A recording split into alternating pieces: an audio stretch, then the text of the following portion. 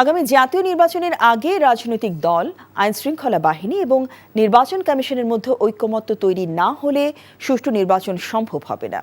জুলাই গণঅভ্যুত্থানের সময় থানা থেকে লুট হওয়া অস্ত্র উদ্ধার করা না গেলে তা নির্বাচনী পরিবেশকে ভীতিকর করে তুলতে পারে।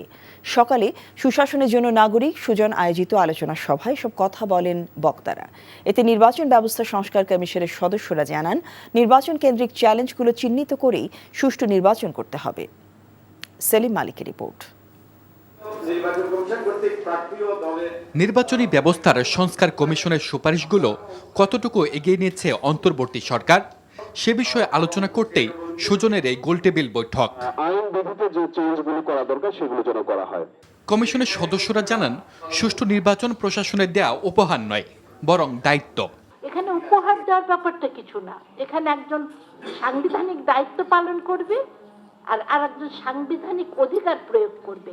প্রত্যেক এগিয়ে এসে একটা শব্দ চয়নেছে জাতীয় ঐক্যমত, এই জিনিসটা লাগবে। এটা না হলে আমরা সুষ্ঠু নির্বাচন দেখতে পাবো না। এতে সিপিডির সম্মাননীয় ফেলো ডক্টর দেবপ্রিয় ভট্টাচার্য জানান, প্রশাসন ও রাজনৈতিক দলগুলোর মধ্যে ঐক্যমত্য তৈরি না হলে সুষ্ঠু নির্বাচন অধরাই থেকে যাবে। যে পরিমাণ অস্ত্র লুট হয়ে গেছিল 5ই আগস্টের পরে, তার বহু অংশ এখনো বাইরে রয়ে গেছে। এছাড়া আপনার সীমান্তের ওপার থেকে অস্ত্র আসছে, এটাও আমরা শুনছি। সেহেতু এইরকম ক্ষেত্রে অস্ত্র উদ্ধার যদি কার্যকরভাবে না হয়, তাহলে যেই নিরাপত্তার কথাটা আমরা বলছি সেটা হবে না। তিনি জানান, নির্বাচনে প্রার্থীদের অতিব্যয় নির্বাচনোত্তর দুর্নীতিকে উস্কে দিবে। নির্বাচনোত্তর দুর্নীতি হলো ওই ব্যয়কে আবার আদায় করার ক্ষেত্রে জনগণের কাছ থেকে।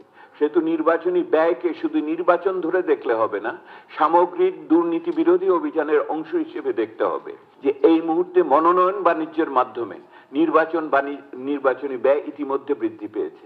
আর সুজন সম্পাদকের মতে, সুষ্ঠু নির্বাচন অনুষ্ঠানে ভোটারদেরও সচেতন হতে হবে। নাগরিকদেরকে সচেতন করা, যাতে তারা তাদের অধিকার প্রয়োগ করতে পারে এবং যারা দায়িত্বপ্রাপ্ত তারা যাতে দায়িত্বটা সঠিকভাবে পালন করে, যাতে আমাদের জন্য একটা সুষ্ঠু নিরপেক্ষ নির্বাচন নিশ্চিত হয়।